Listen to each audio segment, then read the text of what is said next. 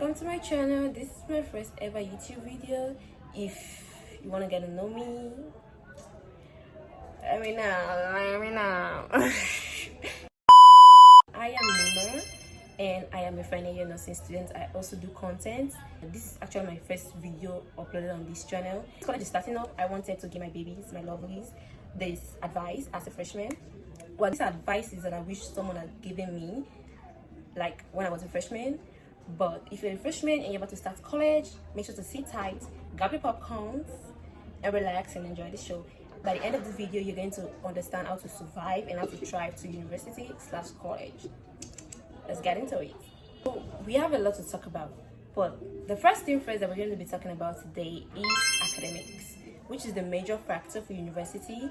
So the first thing first under academics, how do you really balance classes and studying? So this is my laptop. I make sure to jot down everything that I need to talk about because I'm a very organized person.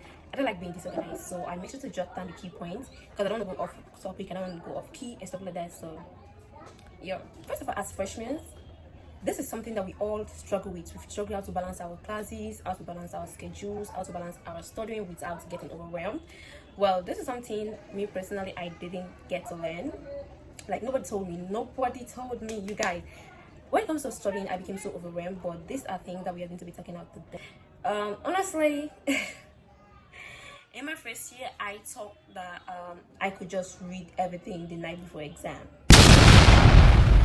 It's crazy because I ended up crying the entire night because I was so stressed, I was so overwhelmed. I felt like the whole world was against me. So this is something I want you guys to know. Do not make that mistake to wait till the night before your exam or few days before your exam before you start reading. Don't pile those notes up because you're going to be overwhelmed. That night I felt so overwhelmed. I felt like I was about to go mad because I literally piled up my notes. I was waiting till the night before exam or weeks before. I was like, oh baby, I got this. Do not make that mistake when you come to college, baby. This is not high school. Do not make the mistake of piling your notes and waiting till the 3 days or a day before exam before you start reading. When you get to class, the first note you got, the first thing that the lecturer is lecturing, make sure to read your notes every single day as it's being given to you. Do not pile up your notes. Immediately you come back from classes, because you're going to be tired obviously because you just came back from classes and stuff like that. Once you get back from class, make sure to sit down or relax. Like people take 2 hours to relax and refresh, and then grab something to eat if you haven't eaten yet. After that, you spend 3 hours to go over the note that you've been taught that day. Do not pile up your notes. Make sure to go over it. So when the time for exam comes, you're going to be like revision. You're not going to get overwhelmed because you have already read what they have been giving you. So it's just going to be like a revision kind of thing. That is something I wish I knew.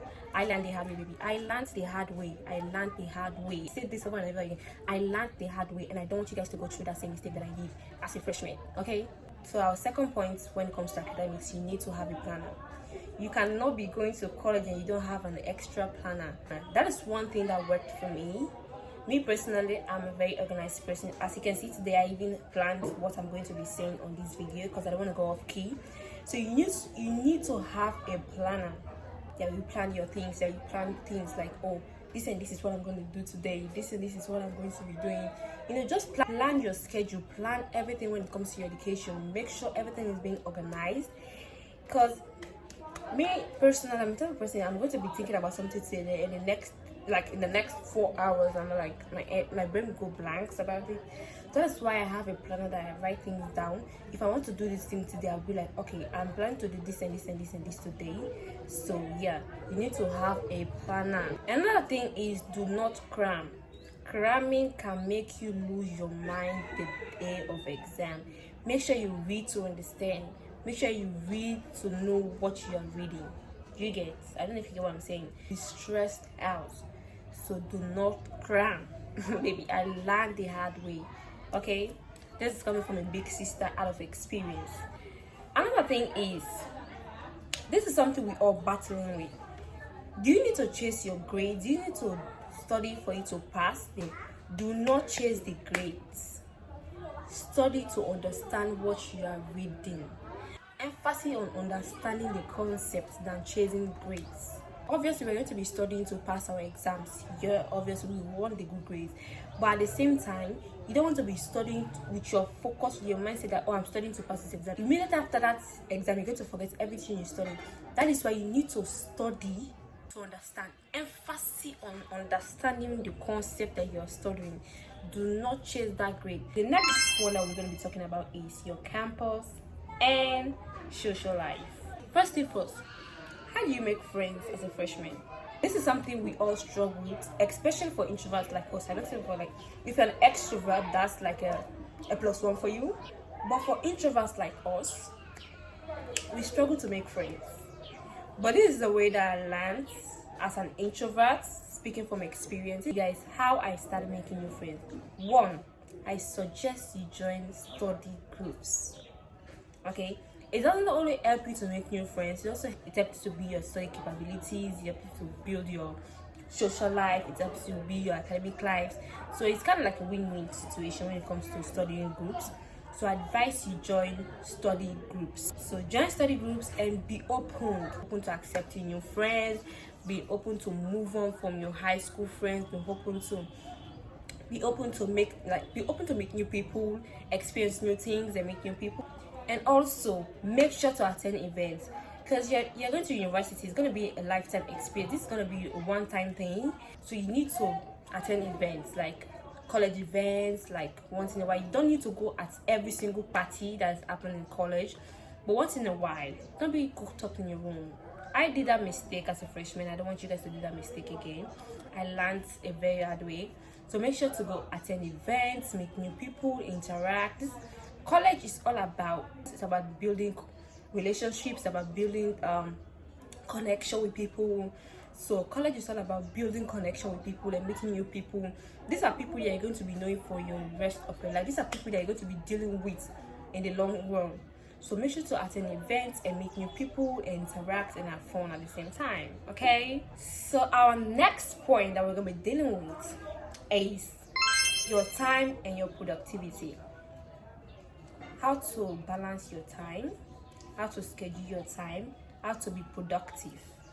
How do you manage your time between classes, assignments, and home? When it comes to time, the first thing is, how do you manage your time between when it comes to your classes, assignments, having fun, going out? How do you manage your time? This is where the planner comes. That planner is not only for studying. You need to have two planners. For me, I have two planners. I have my social life planner and I have my study planner. But mostly I use my phone to plan my stuff, like outside my planner and stuff like that. We all have notepads on our iPhones. If you don't have an iPhone, if you have an Android, there is a notepad in that.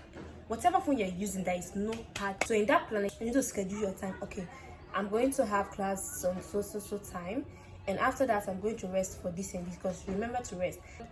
And during the weaker days, you need to just plan everything. I make sure to plan schedule before the day. I don't wait, I plan things, guys. I plan things. Even as a content creator, I'm a content creator. I create content on TikTok. I do vlogs on TikTok. I just create like random content. So this is my TikTok page. If you're coming from TikTok, you already know my TikTok page. But if you're not coming from TikTok, this is my TikTok page. I have a little amount of followers there. I plan the day I film content. I plan the day I'm going to study. I literally planned everything, baby. Is joining clubs and organizations worth it? My girl, it is not worth your time. Joining clubs and organizations is not worth it. The only thing that we tell that is worth joining, an academic organization that is based on academics, organization that is based on building yourself, that helps on building you as a person, not an organization that is about cultism, that is about all these clubs and all that. Do not join those organizations. It is not worth it. It doesn't want your time, it doesn't want your money, it doesn't want your effort, it doesn't want anything. There's nothing good that is coming out of those clubs. So do not join those clubs. The next is dealing with peer pressure. How do you deal with peer pressure? Especially as a young person. For me, I was 16 years old when I entered college. So imagine being 16 years old, moving from your house, I went to a university that is in a total different city where I knew nobody. I have no friends. I was literally alone. Peer pressure can be a lot. I come from a very humble background. So with getting to university, seeing your friends having some stuff, seeing your friends having things, seeing your friends, It can be a lot. But one of the things that helped me with peer pressure is having content mind. You need to have a content mind. You need to be contented with what you have. To make sure to build yourself as a person, make sure to read more books when it comes to building yourself as a person. Have a very strong relationship with God. That's basically what's going to help you to deal with peer pressure. For me, I don't let things get to me. So you need to have that positive mindset for yourself. Be confident in the things you have. Be confident in the clothes. If you thrift clothes that you have, if you wear that thrift clothes to college. If it's just a hoodie and a pant you have to go to college, if you put that hoodie on and wear those pants to college, nobody is watching. Let me tell you this, nobody cares. So do not allow yourself to be pressured by all these things you see on social media. Tears does not show on social media. Sorrow does not show on the person's face on social media. The pain the person is going through behind those cameras does not show on camera. That's something you need to learn. There is life outside social media, so do not be peer pressure when it comes to, even like in the colleges. If you see your fellow students is having the latest iPhone, having the latest designer bags and clothes, do not be pressured. Do you know how that person is getting that things? Do you know what the person needs to go through to have those things? So do not pressure yourself. Always tell yourself that I'm better. Always tell yourself, okay, if I don't have this, I'm going to have times 2 that when I make my own money. That's a mindset you need to work out with. The next one we're going to be talking about is money and survival tips. So as a spender, I used to I spend money on things that I don't need to spend money on. This is something the reason why I'm laughing is watching back at me being a freshman, the way I spent my money, and looking back at that is like, I mean, like, girl, you weren't thinking at all. For your money and your survival tips, come closer.